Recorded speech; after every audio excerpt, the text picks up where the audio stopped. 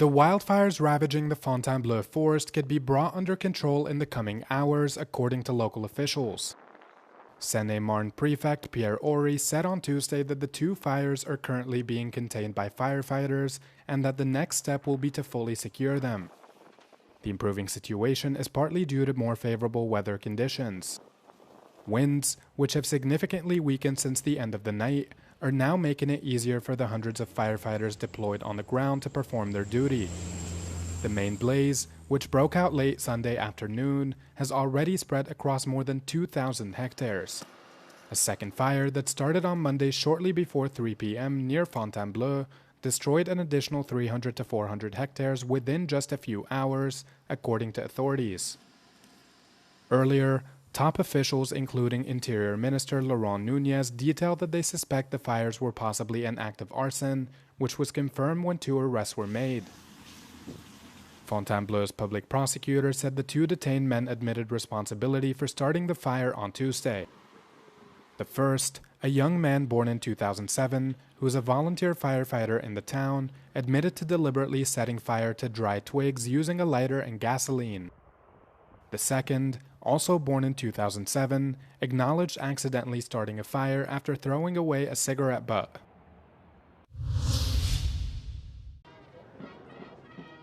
France held its largest ever National Day parade, showcasing its military power and unity with allies on Tuesday, with Ukraine's President Volodymyr Zelensky as guest of honor. In the meantime, European rearmament gathers pace in the face of Russia's war against Ukraine. 24 foreign heads of states and governments, including British Premier Keir Starmer and German Chancellor Friedrich Merz, were present. Some 500 soldiers from the so-called Coalition of the Willing of mainly European nations supporting Kyiv against Moscow were also marching. Symbolically, 25 Ukrainian soldiers were following the troops of coalition members. A record number of military personnel marched the traditional route between the Arc de Triomphe and the Place de la Concorde, including nearly 6,700 troops, 98 aircraft, 31 helicopters and 315 vehicles.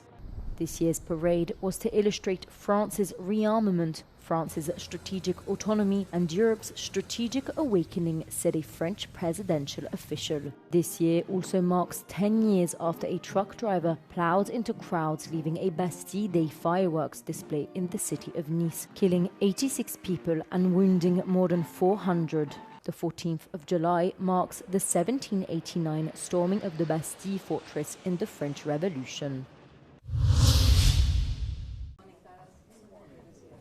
Ukraine's bid to join the European Union progressed closer towards reality on Tuesday, with EU affairs ministers formally approving the opening of Cluster 6. This cluster encompasses external relations and is considered a core theme within the EU accession negotiation framework. For us, the opening of Cluster 6 is another a reminder of the meaning of common foreign security policy and common foreign and security policy in the current world, and Russia always revenge and always try to shadow the good news on our accession with another shelling that happened last night as well with ballistic missiles, so that in the area of common foreign and security policy, unity is so important. Cluster 6 is also expected to open for Moldova on Tuesday, with the country's EU accession pathways linked. Until now, only one other cluster had been opened for Ukraine and Moldova, Cluster 1, which covers fundamentals and rule of law. The European Commission considers both nations to be technically ready to open all clusters, 6 in total, which means the next steps depend on the views of the bloc's 27 member governments. A range of accession chapters, which are portions of clusters, are also expected to be closed for Western Balkan frontrunners Montenegro and Albania in what has been dubbed an accession Super Tuesday. The conflict between the United States and Iran continues to escalate sharply, with fresh military strikes, attacks on commercial shipping, and growing fears that the fighting could spread across the Gulf. The UAE says 2 of its oil tankers were hit by Iranian cruise missiles while transiting the Strait of Hormuz, killing one Indian crew member and injuring 8 others. The U.S. military has also launched another wave of strikes across southern Iran, targeting missile sites, drones, and coastal defense systems. Washington says the attacks are aimed at degrading Iran's ability to threaten commercial shipping. Iran, meanwhile, says it has retaliated by targeting a U.S. naval vessel and American military sites in Bahrain and Kuwait, while Jordan says it intercepted 4 Iranian missiles that entered its airspace overnight. Later on Tuesday, the United States is expected to begin enforcing a naval blockade on ships traveling to and from Iranian ports, while allowing other commercial traffic to continue through the Strait of Hormuz. With one of the world's busiest energy corridors now at the center of the conflict, the concern is that every new exchange increases the risk of a much wider regional confrontation. Adil Halim, Euronews, Doha. A U.S. Immigration and Customs Enforcement agent fatally shot a motorist in Maine on Monday, marking the second fatal shooting involving ICE in a week. A neighbor identified the man who was killed as Juan Sebastian Guerrero, a 26-year-old native of Colombia who was authorized to work in the U.S. according to immigrant rights groups. The ICE officer fired his weapon, fearing for public safety, as the victim attempted to flee the scene, the Department of Homeland Security said in a statement. The DHS said ICE agents encountered the man while, quote, conducting targeted surveillance on the last known address of an illegal alien with a final order of removal. But independent Senator Angus King of Maine told local media that the person that was killed was not the person that they were seeking, quoting a conversation he had had with Secretary of Homeland Security Mark Wayne Mullin. King has called for an unvarnished, transparent investigation. A community vigil was held on Monday evening. The shooting comes after an ICE officer shot and killed a Mexican man in his work van last week in Houston. This is at least the 9th death since President Donald Trump began his immigration crackdown.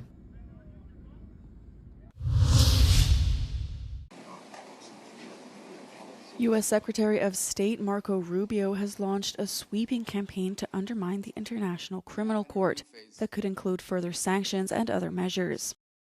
In a video posted on X and a lengthy op-ed in the Wall Street Journal, Rubio vowed to dismantle the court, claiming it posed a threat to U.S. sovereignty. The State Department said in a statement that the campaign will systematically disable the ICC's ability to operate, target American servicemen or officials, or otherwise threaten American sovereignty. It marks a sharp escalation in ongoing U.S. efforts to isolate the Hague-based institution, on which the Trump administration had already imposed sanctions. The U.S. has previously targeted individual court officials it deemed a threat to U.S. interests, but the new campaign will pressure other nations to withdraw from the ICC. In its statement, the State Department said that nations that rely on U.S. military assistance will face increased scrutiny if they refuse to reject the court's authority.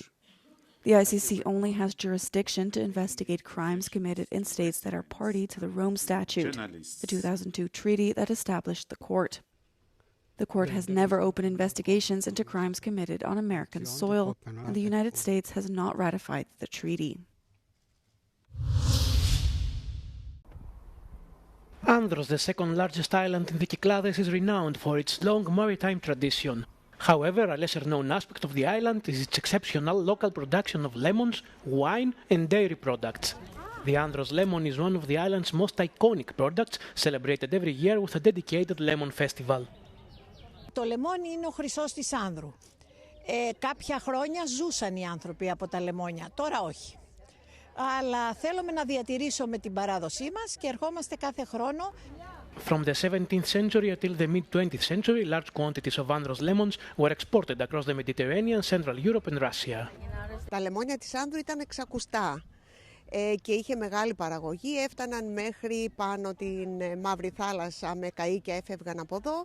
Σήμερα η παραγωγή είναι πολύ λιγότερη, αλλά συνεχίζει να είναι ένα σημαντικό προϊόν για τον τόπο μας. Κάνουμε λεμονάδες, γλυκά κουταλιού, λεμόνι και άνθος λεμονιού που είναι πολύ ωραίο και μοναδικό. In recent years, new modern wineries have been revitalizing Andros vineyards and placing the island on the wine tourism map. The Courtesis vineyard is located on stone wall terraces at an altitude of 100 meters above sea level. It features an underground winery and offers guided tours and wine tastings, providing visitors with an authentic experience of Andros' winemaking tradition. Στην Άνδρο παραδοσιακά στα σπίτια φτιάχνουμε κρασί και τσίπουρο. Ο δικός μας στόχος είναι να γίνουμε γνωστοί σε όλο τον κόσμο και να έρχονται εδώ τουρίστες για να δοκιμάσουν το μαυροτράγωνο και το ποταμίσιμα σε ένα πιο επαγγελματικό επίπεδο παραγωγής. In the Corthio area, visitors can discover the Crevasara cheese factory run by the Asoutis family. Since 2009, the family has been producing volaki, the traditional cheese of Andros, and many more varieties. Every day, the factory processes around 500 kilos of milk collected by Nikos Asoutis himself from his own cows and from the herds of 5 other dairy farmers on the island. Είναι ιδιαίτερη γεύση του, είναι καθαρά από αγελαδινό γάλα, παστερεωμένο. Το περισσότερο είναι του νησιού, τα οποία τα ζώα εκτρέφονται ελεύθερα. The high cost of transporting products and the difficulty of finding skilled labor are among the main obstacles local producers face. Είναι ένα πολύ μεγάλο πρόβλημα πλέον. Πολύ ωραία η ζωή στην επαρχία. Πολύ ωραία να λέμε ότι φύγαμε από την Αθήνα και ήρθαμε εδώ, αλλά υπάρχουν πολλά προβλήματα. Πρώτον, δεν υπάρχουν χέρια, δεν υπάρχει εργατικό δυναμικό. Για να μπορέσει να βοηθήσει μια τέτοια επιχείρηση και μια οποιαδήποτε επιχείρηση είναι πάνω στο νησί. Πέρα από τις όμορφες παραλίες και τα καταγάλανα νερά, ο τόπος προσφέρει στον επισκέπτη όλα όσα χρειάζεται για να ηρεμήσει και να βιώσει την αυθεντική αιγιοπελαγίτικη φιλοξενία, που σύντομα θα τον οδηγήσει και πάλι στο νησί.